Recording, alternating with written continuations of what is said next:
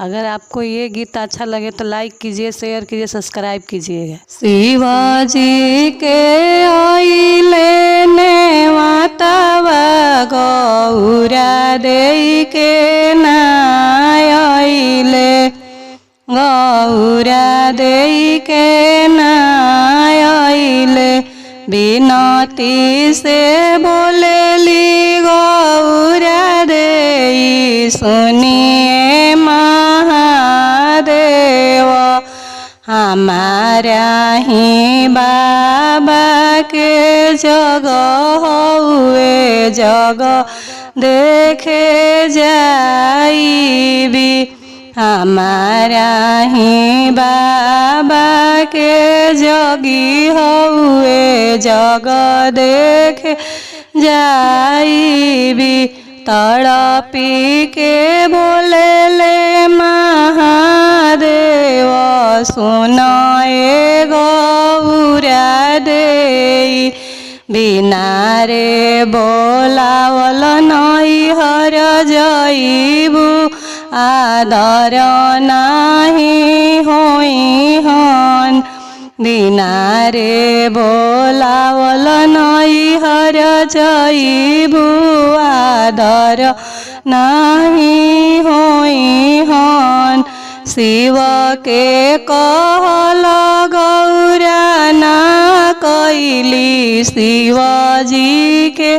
पीछे लगली, ना चिन्हे गौरा के माई बाप, नाही चिन्हे भैया भाभी, ना चिन्हे गौरा के माई बाप, ना चिन्हे भैया भाभी, एक त चिन्हली गांगो बहिनी, त धैया कावार देली, एक त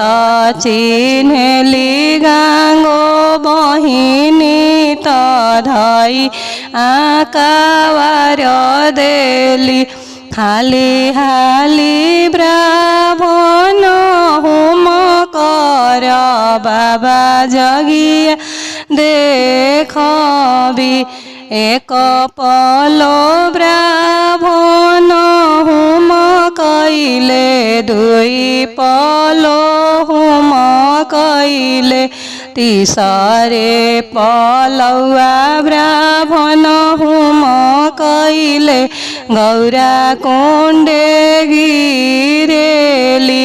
गौरा के कुंडे गिरले महादेव, ध्वजा चढ़ी खाड़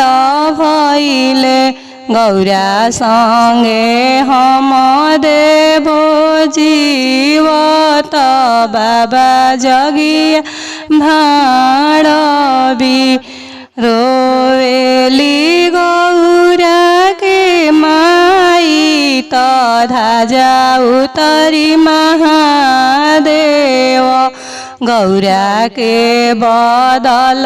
गांगो देबो, त बाबा जगिया जानी भाड़, गौरा के बदल गांगो देबो, त बाबा जगिया जानी भाड़।